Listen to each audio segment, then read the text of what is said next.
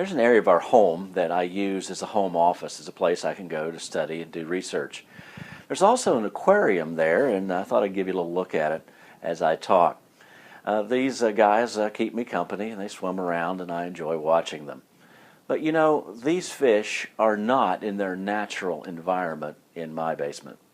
Well, that being the case, they require some special attention by me, the one who has assumed the responsibility for their care, to keep them healthy.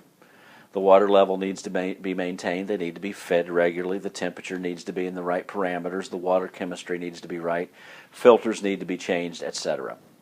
It takes a lot of work on my part to make sure that they are well, especially since they are not in their natural environment. You know, you also are not in your natural environment if you're a follower of the Lord Jesus.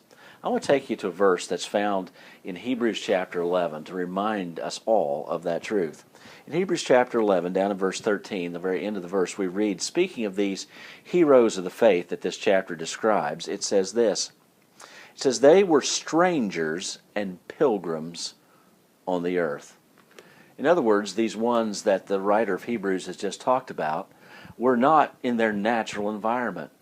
As followers of the Lord and as part of our redemption, we are made for heaven. That is where our citizenship really is.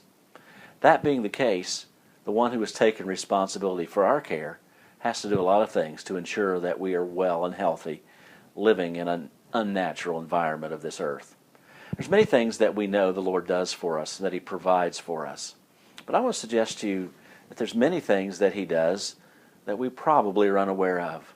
Just as the fish in the aquarium do not really completely understand all the things that I do for them, I am quite sure that God does things for us that I miss and you miss. Today I want you to do this, and may this be an encouragement to you. Thank God for the things that you know He does for you, but also today offer a prayer of thanksgiving for those things that you are sure that He must be doing that you are unaware of. And give Him thanks for His greatness, His protection, and His care for us, even when we're not living in our natural environment. Have a great, great day.